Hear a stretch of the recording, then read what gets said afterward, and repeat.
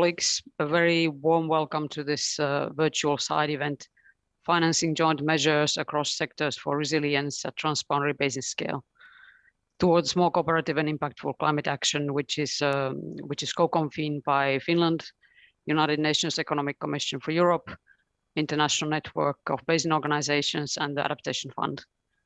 Seeing the scope of the climate challenge, much more investment is needed in climate action, notably for cross-sectoral, water-wise adaptation and climate-smart economic transition.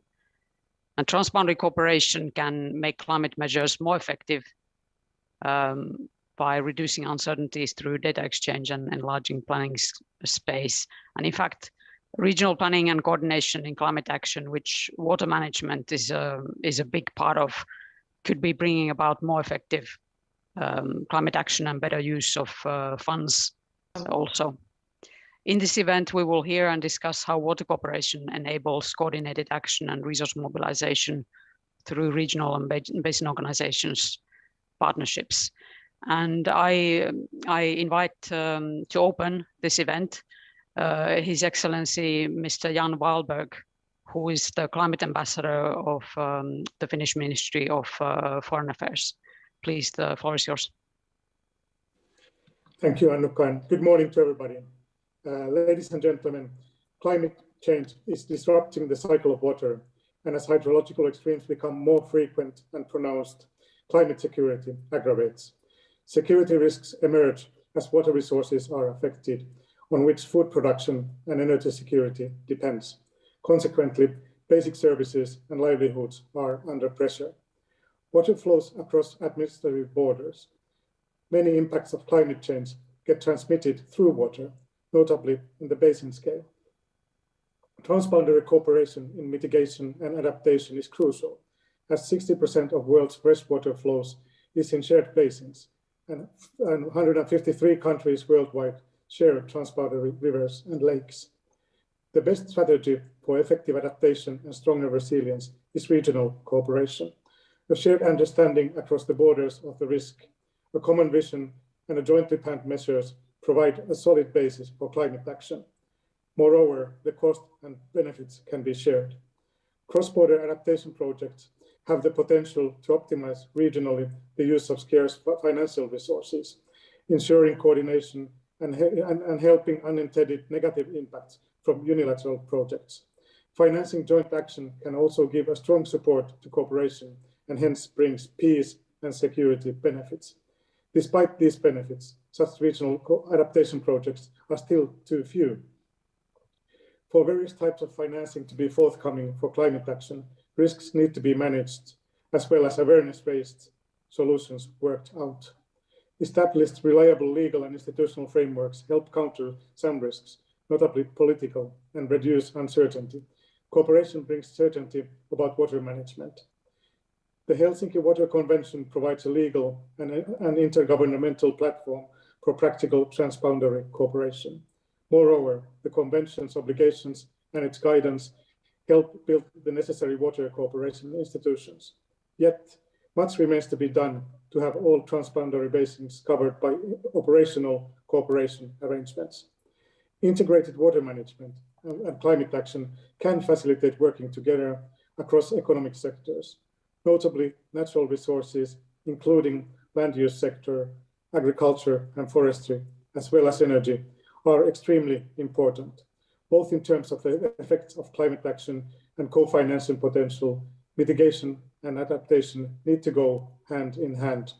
To find solutions to present climate challenges where water is commonly the key, government officials and experts need to work together with the financial sector and investors. We also need to look beyond water, develop regional partnerships. Diplomacy can make a difference for this magic to happen. Finland considers it very important to promote dialogue and partnerships to step up climate action and financing for it.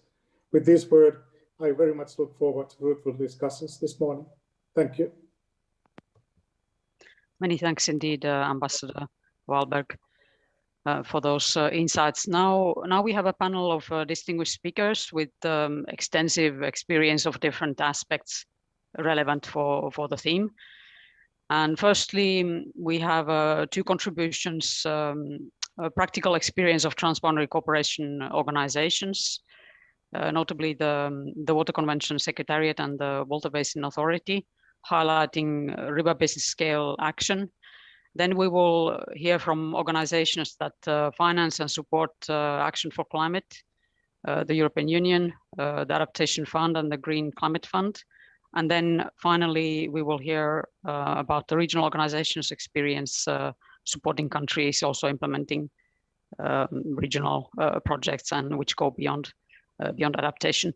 But so firstly, I'd like to give floor to Ms. Hanna Plotnikova, who is Environmental Affairs Officer at the Secretariat of the Convention on the Protection and Use of Transboundary Watercourses and International Lakes, which is hosted by the United Nations Economic Commission for Europe. Water Convention Secretariat, together with IMBO and various organizations, has been convening events to exchange experience about cooperative action for adaptation to climate change in transboundary basins and how to finance such cooperation. What kind of lessons learned can you highlight from earlier events and experience, and how is the Water Convention supporting countries in strengthening the transboundary aspects of adaptation to climate change? Please, Hanna, you have the floor.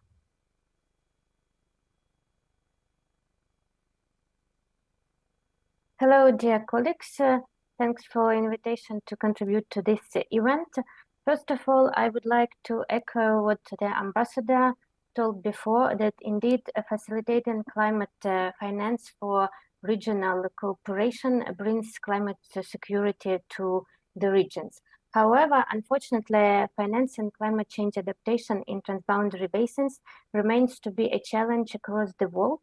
And the previous side events at COP showcased that there are some prerequisites for financing climate change adaptation in transboundary basins. In particular, transboundary basin organizations and transboundary agreements support this process. Second, intersectoral cooperation and various intersectoral coordination mechanisms are helpful.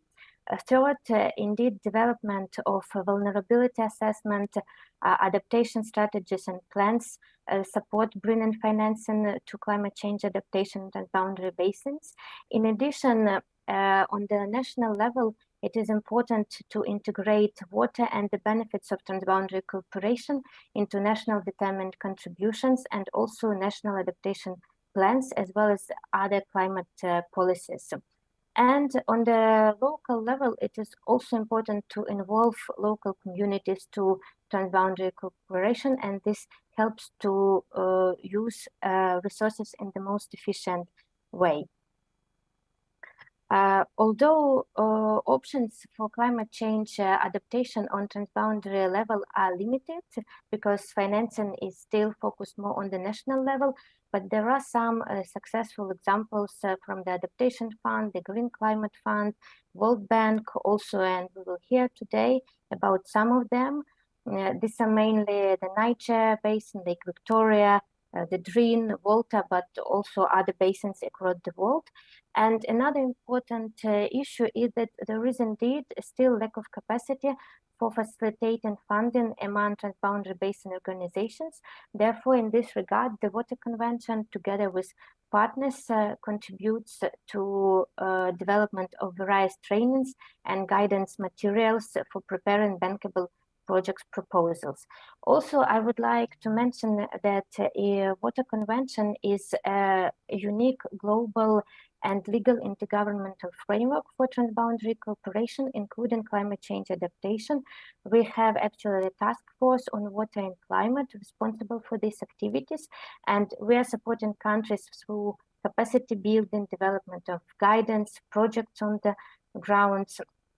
Currently, you can see the map with the countries which are now parties to the convention. We have 7 new parties from Africa and many more countries in accession. Next slide, please. Together with INBO, we have the global network of basins working on climate change adaptations. These are 18 basins from various regions across the world, which meet annually to discuss their progress and lessons learned in development and implementation of adaptation frameworks. Next slide. And also we have some activities in the pilot basins, mainly the Chutala, the Dniester, the Sava and the Neman, but also the Drin and Northwestern Sahara Aquifer system, where we are supporting countries on the ground. Next slide. In particular, we're supporting various stages of adaptation, like development dialogue, transboundary agreements, and joint bodies which cover climate change adaptation issue. Also, we support in development of vulnerability assessment and adaptation strategies and plans, as well as their implementation and integration into river basin management and flood management plans. Thank you a lot for your attention. Thank you very much, Hanna. You have extensive experience from the convention on this topic, and that's remarkable. We were going to take at this stage the intervention of Mr. Divi Milongo, the Deputy Executive Director of the Volta River Basin Authority, but I understand that there is a technical issue that is being solved now. So I shall move on to the next panelist. And audience, please do note that there is a possibility through this Slido to add questions, and here's the QR code which you can scan, and please do put some questions to the panelists or some more general questions on this topic, which we can take on as we go along. Thanks. So next, I would like to invite Mr. Arnaud de Vincey, who's team leader of water at the Directorate General in the Directorate General of International Partnerships at the European Commission. And there are various initiatives and instruments, obviously, through which the European Union supports countries and regions. You're working with global frameworks and funders and creating cooperative development and climate impact opportunities. Could you please tell us how is the European Union supporting regional cooperation on water, integrating also climate action and linking to related sectors, and what kind of international partnerships you have and what opportunities they offer? Please, the floor is yours, Mr. Vincey. Thank you very much, Anuka. Excellency, all dear participants. So thank you very much for giving us the opportunity to talk today. So as you know, the EU is a front runner in terms of transboundary water cooperation. We have been supporting this for a long time, with 40% of the humanity relying on its neighbors to meet its daily needs and the use of water for development. We believe that the solutions have to be regional, as rivers embody interdependencies from the south to the mouth of the river. But we also know that the word river comes from the Latin rivalis, meaning one using the same river as another. So the only way to avoid the risks of water scarcity and preventing conflict is to make water a peace factor and to transform the risk into a source of opportunities thanks to cooperation. And this is what we have been trying to do by supporting activities all around the world. For instance, we have been supporting in Southern Africa and Western Africa. There are progresses all along the line. And this is our forefront regions in the world. And that made a lot of diplomatic efforts to bring the concerned stakeholders together. And then elaborated common priorities that became shared commitments. And finally, from these commitments, concrete investments came. And so major investments could be facilitated in this way, notably on major dams or water transfers, investments that needed the involvement of all riparian countries, the old rivers. To see this happen, adequate cooperation frameworks need to be put in place, frameworks in which trust can be created through open and transparent processes with clear and well-defined rules of the game. However, according to the reporting on the SDG 6.5.2, more than 128 transboundary basins do not have a proper cooperating agreement in place. So the EU is committed to support countries in this pathway from cooperation frameworks to investment. First, we support the UNESCO Water Convention globalization. As many of you know, the Water Convention decided was allowed to go on the track of globalization, and the European Union supports the work of the USA Water Convention in this regard, helping the countries to put in place the legal frameworks that are necessary to join the convention, but also helping the countries to have some dialogues on water cooperation, because joining the convention is not the only possible way forward. And the Commission is also committing to supporting regional dynamics, such as in the SADC region or with IFAS, where we see that there are very positive development in terms of water cooperation. This has been notably confirmed through the development of 2 Team Europe initiatives with around more than, I think it's 12 member states that are involved in these 2 TEIs. These Team Europe initiatives are the first one is in Africa. It's on transboundary water management for Africa. It covers all the major water basins of Africa, like Congo Basin, Niger Basin, the Senegal River, Orange Tenku Basin, Okavango, etc., etc. And with 8 member states, we are building a framework to move from cooperation, the development of agreement and the institutional frameworks for cooperation, to improve transboundary water management with integrated water resource management and the WIF nexus, and then after to identify key transboundary investment projects and try to finance them through blending programs or guarantees, and with investments with development banks such as the European Investment Bank, that is also part of the Team Europe initiative. What we believe is that these investments can be much more sustainable if they are done through this pathway, as we have seen a bit before in Western Africa or Southern Africa. At the same time, we are developing another Team Europe initiative with 7 member states plus EBRD and EIB in Central Asia. This Team Europe initiative focuses on water, energy, and climate change in Central Asia.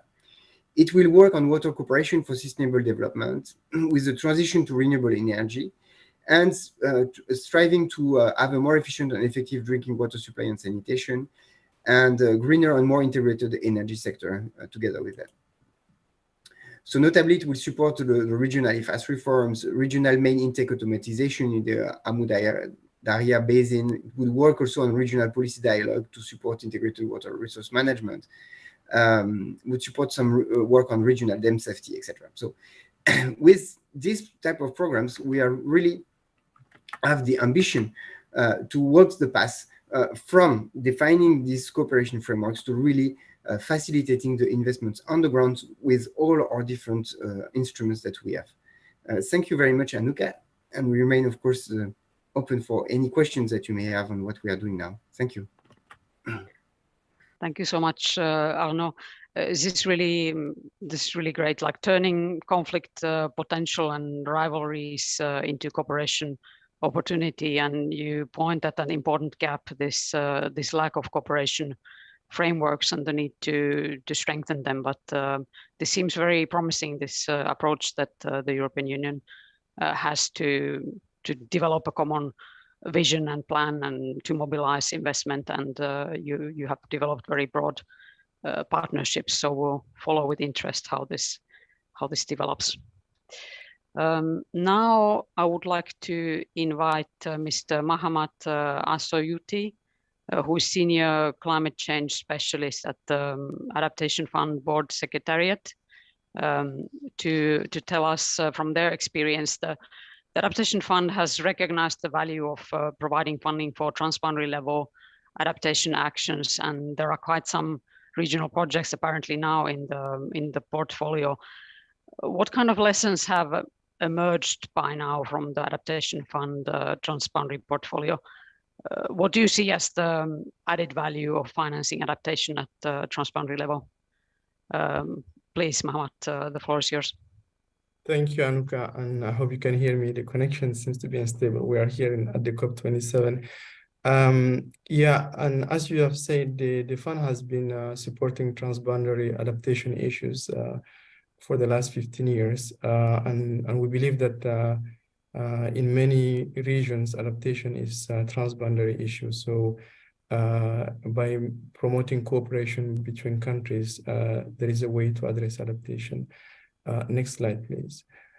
Just quickly, I mean, for just a brief presentation, the fund has been set up under the Kyoto Protocol, and we have pioneered the direct access, which is helping countries to access funding directly through national implementing entities. We have about 57 of those now, and out of the 57 implementing entities, 34 are national implementing entities. But for some of these issues, like the transboundary issues, we do support countries through multilateral implementing entities or regional implementing entities. The fund's portfolio has grown quite rapidly over the last few years, and we are now about 1 billion portfolio.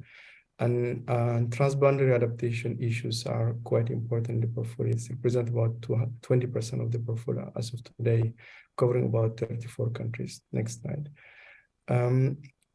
The regional window has been set up initially as a pilot program in 2015, and for about $30 million, and that covers all the sectors, not only water, but obviously water is one of the main issues when it comes to transboundary adaptation issues. So we got this regional window. Most of the funding goes to water.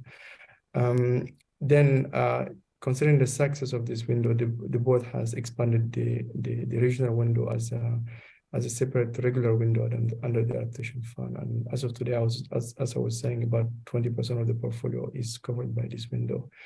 The countries can access up to $14 million to support a regional project, and they also can get some project operation funding up to $100,000 to do some initial activities.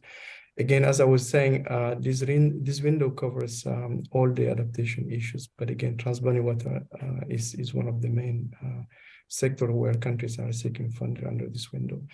The funds finance the full cost of adaptation, meaning that there is no co-financing required when it comes to the adaptation in general, and that applies to the regional window as well. However, we do require countries to provide solutions that are moving from business as usual. So in terms of cooperations, they can work on many issues, but the project has to address the adaptation in the transboundary aspect. Next slide, please. So as Anuka, as you were saying, we do have a number of projects that are under implementation. Some of them have already been completed. And last year we have looked at the entire portfolio when it comes to adaptation in the transboundary, and with the aim to generate some lesson learned. So we went through some of those, and there are a couple of lessons that have emerged from this study. The first one is that we believe that when it comes to transboundary adaptation, in particular in the water, implementation can lead to real cost effectiveness here, and the enhanced coordination can generate some adaptation benefits.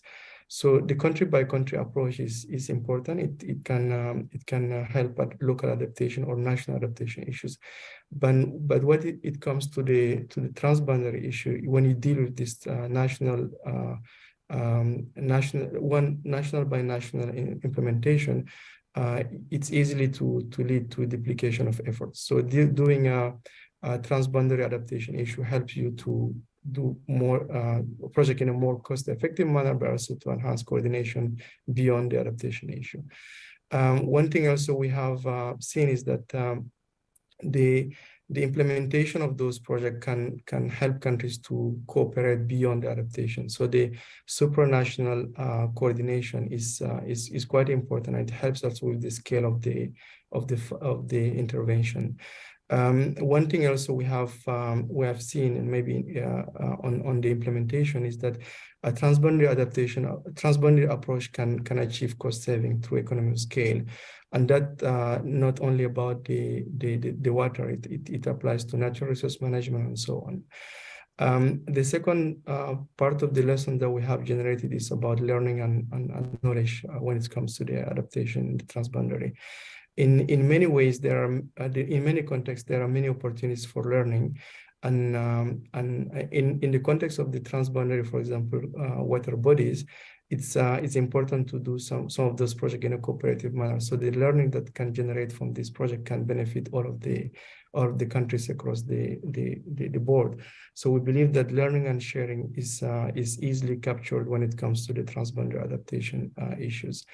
One also lesson that we have learned is, and that has emerged, as you know, through the COVID-19 pandemic.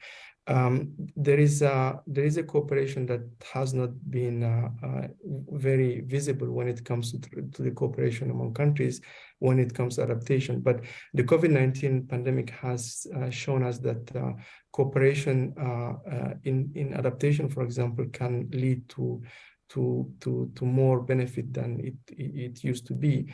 So the extreme shocks like the COVID-19 pandemic are a way to address, for example, these global issues. And of course, adaptation in the transboundary cooperation is something that can help, for example, expand the country's cooperation on that matter. And last but not least is everything about the risk assessment and the implementation arrangement for some of those projects. Sometimes the project, when they are designed at the national level, they identify a very local risk, but through the cooperation in the transboundary issue, for example, the comprehensive risk assessment helps the countries to identify the vulnerability that can be applied throughout the entire basin, for example, when it comes to the water. So we think that this is maybe something that can be expanded more, and it can help us countries to put in place some comprehensive risk assessment at the regional level. Next slide, please. I will stop here. I mean, just to say that when it comes to adaptation fund, we believe that this regional cooperation through the regional window is an important way for us to address some of these issues. We just got our contributor dialogue this week on Tuesday, and would like to thank all the contributor dialogue. And we hope that under the next medium-term strategy, starting from next year through 2027, we'll be able to expand further the funding for regional approach in the adaptation issues. Thanks again. I'm happy to take further questions. Yeah. Thank you so much. It's great to hear that water is so central in the adaptation fund portfolio, and well, makes completely sense. Of course, many of these impacts are felt through water, and it's such a connector. And it's wonderful that this regional level support is increasing, and it's already at that level. And also this is very good that from your work and the projects that you've supported, it can really be seen that there are these concrete cost effectiveness benefits and from this enhanced coordination, and that you can also see broadening cooperation. Thank you so much. Now I'd like to invite Dr. Amgad El Mahdi, Water Resources Management Senior Specialist from the Green Climate Fund. The GCF is a major funder, obviously, of climate projects involving studies, plans, diverse measures for both adaptation and mitigation. Now, as we've heard, there are many potential benefits from taking and enabling these actions at the regional or transboundary level. How do you see, what is the potential for regional water projects in the GCF portfolio, and how to improve financing of water actions for climate at the transboundary level? Maybe one specific question. I don't know if you want to say something on this, but might it improve eligibility to link to economic and land use sectors also? Of course, water is being used in various sectors extensively in agriculture, energy, and so on. Any value in a nexus perspective? Please, the floor is yours. Yeah, thanks, Anuka, for that great questions, and also for all the previous panelists as well for the discussion. Let me tackle those questions from two perspectives. One is in general, like as we understand, and then what is the role really of GCF and how we support the change and the opportunity, of course, for regional project or transboundary projects. So the Green Climate Fund, it's like the world's largest dedicated climate fund that really mandated to help developing countries to reduce their greenhouse gas emission, but also enhance the ability to respond to climate change. And as we understand, in general, there are a number of or several barriers like technical, political, regulatory, institutional, market, and macroeconomics, and also infrastructures barriers to finance the transboundary project, and also mobilize the private sector within a water sector as very much dominated by public finance.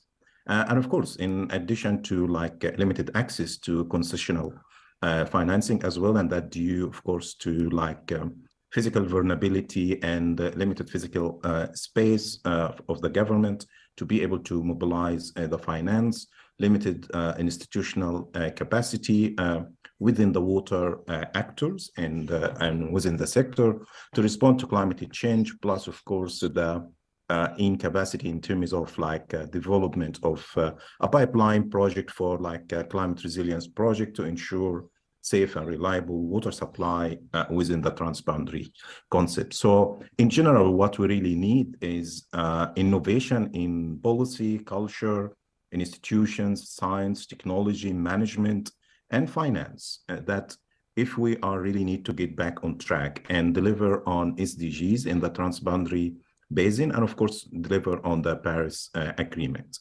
So how at GCF we really support this or motivate that in the right direction?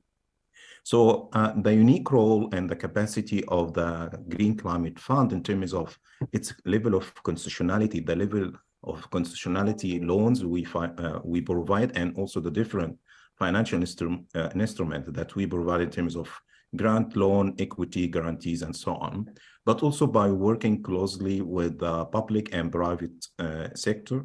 And as we know, like we all have a critical role really to play to overcome those barriers. So for us, water security at the transboundary basin, it's really come with climate security across sectors, food, ecosystem, health, and energy system. And what we are really aiming here is really to bring the climate finance across a region to accelerate transformative climate actions and change by really focusing on adaptation, innovation, women and youth, entrepreneurship, and also the innovation financial incentive to really enable people in those regions and basin to embrace climate change and address climate change. The way we do that, we drive that through really 4 pillars. And the first one is really the transformational planning and program.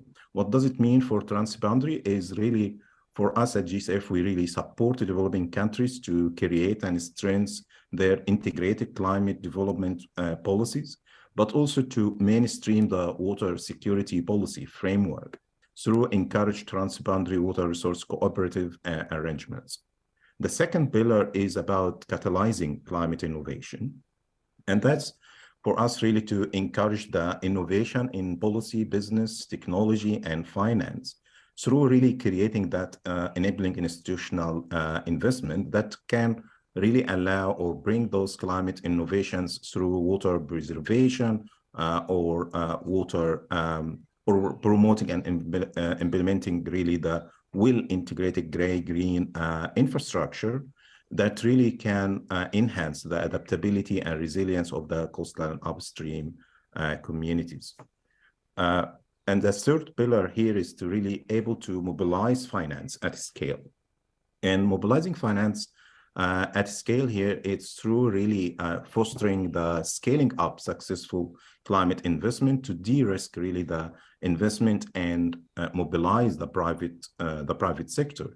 And that's through really using that resilience water solution through a whole water cycle concept at the basin level.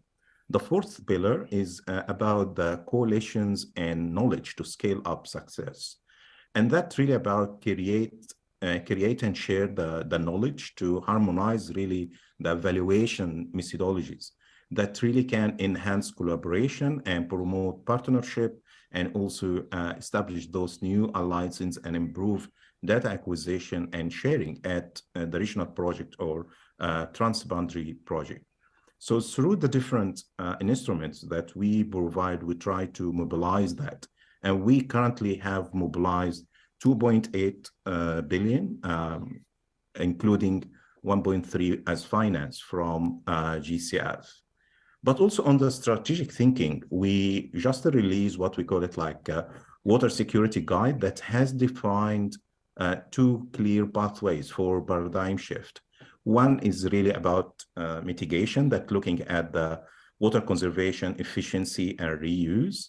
And the second one, which is looking at adaptation, that really looking at strengthening integrated water resource management. And that, of course, capture that transboundary basin. So what we're really calling here to improve eligibility and finance in transboundary projects. So it really comes to cooperation and coordination. And what does it mean? So we're looking for to maximize really the value of the existing assets for water nexus related investments through cooperation. We're looking to design investment pathway that maximize the related benefits and co-benefits across environment, economic, and social, but also looking for the project that can be designed to be scalable and also adjustable to changing conditions as we deal across basin for different local contexts as well, to ensure really synergies with investment in other sector as well, and to attract more finance by improving really the risk return profile of nexus investment. So we call it nexus investment, that really to highlight the needs of water, as you mentioned, as a connector between sector where you see the climate change impact, but also the medium where you started the solutions for climate adaptations. But we're also looking to leverage the opportunity of the integrated water resource management coordination mechanism by really looking at improved coordination and prioritizations of the fund across sectors, and develop that type of integrated finance or integrated investment with multiple co-benefits across sectors. Improving coordinations even between donors and banks. So we try to promote that and bring different format that can actually make that happen for investment targets and benefits. Improve cooperation to transparency and integrity, anti-corruption, and accountability. One of our study with Water Integrity Network, we found around 20% of the fund actually get lost through transparency and corruption. So we're looking actually to overcome that. And finally, to actively really mobilize the private sector that really come with a good policy and also supported investment environment. Thank you, and back to you, Arnek. Thank you very much. It's really of extremely large scale what you're doing. It's a major support that is getting mobilized through GCF in such diverse ways. Is very impressive. It's of course true that the transboundary cooperation or working at that level, it's not easy, and there are various obstacles, barriers as you say. But on the other hand, there are also benefits and potential gains, and it's very good to hear that GCF now has this water security guide. This is something to look into, and hopefully those working in this field who are listening took note of these opportunities to improve eligibility and how to make better use of the opportunities that GCF is offering. And this what you said about different financing, of course, this very much resonates also with what Mr. Devanse was saying, that there need to be different actors involved, cooperation with banks, and the private sector also has its role to play. So thanks. Let's move on to the next speaker. I understand that Mr. Milogo managed to join finally, so shall we try if the connection works? So next, I would like to invite for presentation Mr. Divi Milogo, the Deputy Executive Director of the Volta Basin Authority. The countries sharing the Volta River Basin have been working together through the Volta Basin Authority to plan jointly climate actions for resilience, including management of floods and droughts. Consequently, the authority has been gathering valuable experience and mobilizing resources for adaptation. Could you please tell us how can river basin organizations facilitating resource mobilization for implementing measures for adaptation to climate change? How can this be done, including from climate funds from a basin perspective? And can you perhaps share a concrete example of the work of the Volta Basin Authority in this?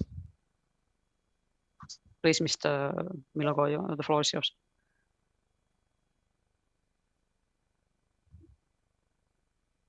Okay. Bonjour, tout le monde. Est-ce que vous... Good morning, everyone. Can you hear me? Bien. Yes.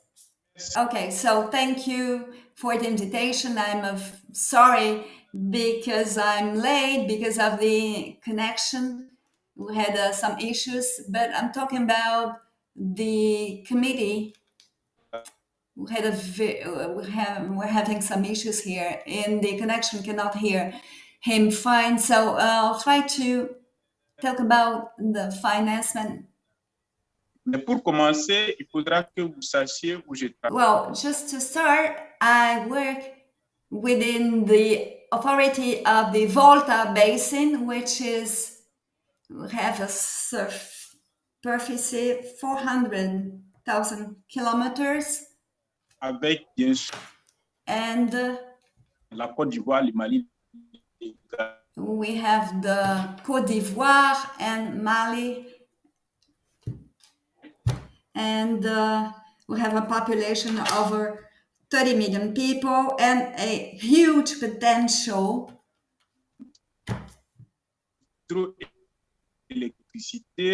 So we have a huge potential in terms of agriculture, hydroelectricity, and we have the larger river in the world. We have 500 kilometers, 550 kilometers large, and we have a surface of 8,500 kilometers and an average volume of 148 cubic meters of water. And so we have, in terms of climate change as well. So as authority of the basin of Volta, we had to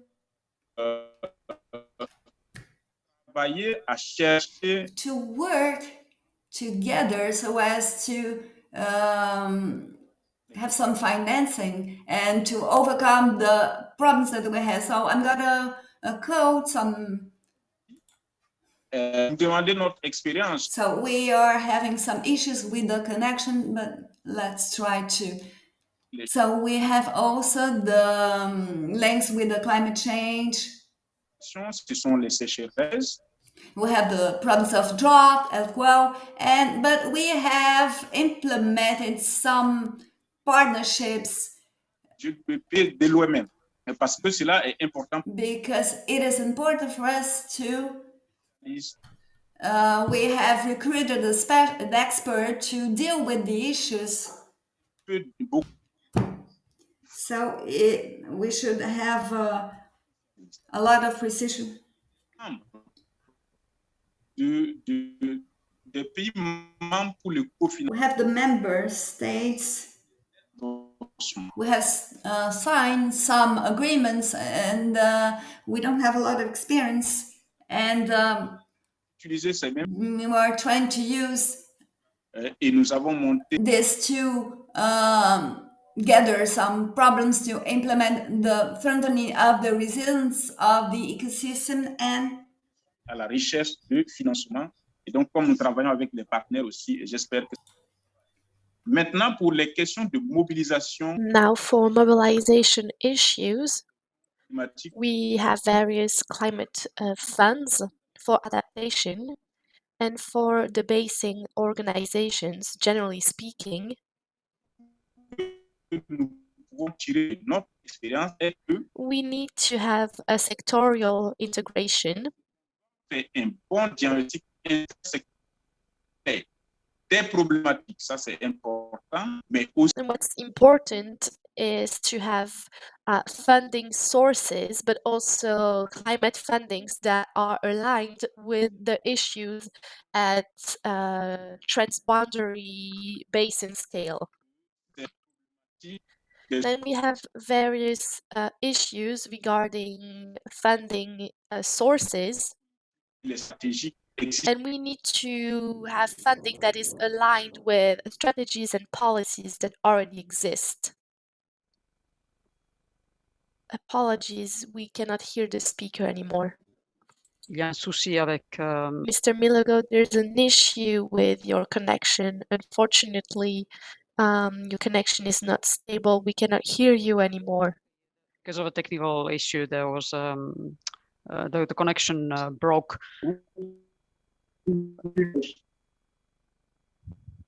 At this stage, Vous me suivez maintenant? maintenant, And now can you hear me? Yes, more or less, but your connection is not stable. quand le temps presse, est-ce que... Okay. And since we don't have much time, can you really just share what's essential with us? Thank you. L'essentiel, c'est que les Yes, what's very important here problématiques et les sources de financement priorité is that the basin organizations can facilitate the financing of climate funds for adaptation. And my apologies, it seems that we have lost the speaker again. Monsieur Milogro, je crains que... Mr. Milongo, I'm afraid that we cannot continue like this because we cannot hear you. Okay, I will continue very quickly. important aussi, c'est de montrer I think that what's important too is to have projects that really responds to the needs of the region. We also need to help in a strategic way various tools and partnerships, including the possibility of combining various sources of fundings to respond to the complexity of projects and finance processes. We can also use fundings, if possible, to really set up and negotiate for more ambitious programs.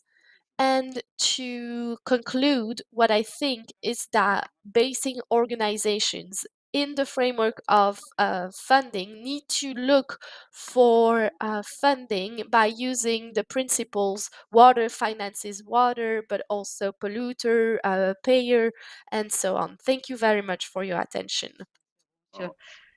Many thanks. Thank you. Highlighting the river basin organizations and this very, very promising and good work that you're doing in the Volta Basin Authority. Probably some of the gaps of the presentation can be picked up in the conclusions. But now I'd like to invite Mr. Azamat Tashev, climate change specialist from the Regional Environment Center for Central Asia, and notably CAREC is working closely with Central Asian countries to assist national and regional level actions in support of commitments related to climate. What do you see would be needed for Central Asian countries to be able to make a greater use of climate financing to support the adaptation and mitigation efforts, and what kind of partnerships and platforms that CAREC is working on are helping in this? Please, Mr. Tashev. Thank you, Anuka. I do believe that my response will further built on the great points shared by previous speakers, including Mahamat and Amgad. So at least 4 complementary actions are needed in the region for better use of climate financing. This is to answer your first part of the question. First, we need stronger science that supports decision-making and practical applications. For example, academic research on climate change in Central Asia is very limited and quite poorly developed, unfortunately. The same conclusion can apply to impact of the research and its usefulness for practitioners, policy, and decision makers. So the second thing, we need to provide systemic and long-term support to local municipalities and national governmental agencies. Help them build stronger in-house capacity for design and implementation of cross-sectoral and transboundary climate projects. At the moment, not all the countries in Central Asia are able to effectively mobilize additional climate financing because of the lack of this in-house capacity and their strong dependence on international experts and staff of climate funds when designing projects. So another point to raise is we need to coordinate better to avoid duplication and take advantage of the economy of scale. So I'm not going to build on that because some speakers already told about it, but technically many national and international development partners in Central Asia in particular don't see each other and when working at all levels in the region, local, national, regional, and this needs to be addressed. So one more point to add, the governments needs to create enabling environment to motivate private sector and private land users to invest in green climate smart technologies and scale up climate adaptation and mitigation best practices. And there is a lot to do in Central Asia on this regard. So, so what CAREC is doing like along those lines that I recommended. First, to improve science for better decision-making, we have been building capacity of relevant national institutions to effectively monitor and assess climate risks. For example, we have been purchasing and providing equipment, both hardware and software, for weather and climate monitoring stations by hydromets. We are providing access to georeference data and analytical tools with focus on the needs of the countries in the region. We developed multiple climate models, projections, and forecasts, and provided practical trainings to help staff of national partners to be able to use these instruments effectively. So to promote use of science by all stakeholders in the region, including decision makers and experts, we have been providing a wide range of capacity building and awareness raising support, such as we're currently beta testing a Central Asia climate information portal, which provides access to structured and regularly updated climate data and information. We also share through this platform knowledge products, e-learning materials, news, and other useful content to cover climate information needs of all countries in Central Asia. We have recently created a regional climate action transparency hub, which will, among others, create a network of local and regional experts and officials. It will support national decision-making process on climate policy and action. It will assess the needs of and priorities of all 5 countries in the region related to climate. It will build expert and institutional capacity in the region. It will ensure resource mobilization for climate action. Besides, we regularly provide targeted trainings based on the demand and assessment of the capacity gaps among our target stakeholders.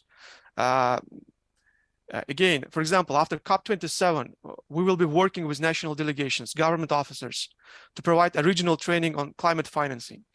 And we invite partners here to join our effort. We will also work with IPCC experts to engage local academic researchers in production of assessment reports in the 6th cycle at the moment. One more point to share, like for better coordination in the region, we have been promoting regional cooperations through our multiple networks and platforms. A few examples. We provide regular support to national delegations with preparation and participation at the UNFCCC Conference of Parties. For example, last year at Glasgow, we organized the first in the history of UNFCCC Central Asian Pavillion that delivered excellent results. This year, we will be focusing more on capacity building and awareness raising events in preparation for COP28 and doing reflections on results of COP27. We also facilitate regular dialogue of the representatives of the Ministries of Foreign Affairs and parliaments of Central Asian countries, where biannually, twice a year, we discuss multiple topics related to joint climate action and policy making in the region. And this is a platform where we work with decision makers to ensure regional coherence and connectivity. Besides, we excuse me, Mr. Tashev, we really need to close the session. Yes, I'm coming to an end. Sure, it's fine. Just a few things. We also organize regular climate change conferences. Next one will be in May 2023 in Dushanbe. And there are other networks with whom we work, like international development partners, think tanks, academia, NGOs. And that's a kind of an example of what CAREC does in this direction. Thank you. And I can elaborate more on my answers at the discussion session. Thank you very much. Unfortunately, the technical issues have a bit eaten into our potential discussion and interaction time. There was a question to the adaptation fund, which I understand has gotten replied through chat. It will be conveyed through the response will be conveyed through the platform chat. Now I would like to invite Mr. Edouard Bonnet to close very briefly. I think we'll need to circulate the conclusions in writing because of the time pressure. Thank you. Thanks a lot. Well, to conclude and very briefly indeed, why are we investing on this issue? Well, we think that transboundary basin and transboundary cooperation for adaptation is just more efficient. As it was reminded by CAREC, it's science-based and it just delivers more benefits for adaptation, including flood and drought control, hydropower production, or irrigation potential.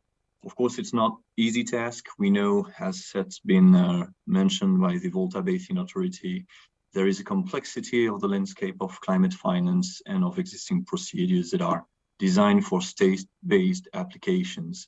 But still, all of those actors who've intervened today, GCF, the Adaptation Fund, the Volta Basin Authority, DG INPA, everyone in its lanes is trying to build capacities for project development. We've seen the example of the Adaptation Fund through the project in the Dreen Lake, Victoria, Volta River Basin or Greater Mekong. And of course, the massive initiative of the DG INPA on the Team Europe initiative for Africa. I'd like to mention at last the coalition to accelerate transboundary water cooperation, which has been launched and steered by the UNECE. It's, of course, one important political goal for the UN 2023 Water Conference, and we will collectively push for it to be among the conclusions of that meeting. Thanks a lot for your attention and participation, and see you later for the other events of COP27 on that theme.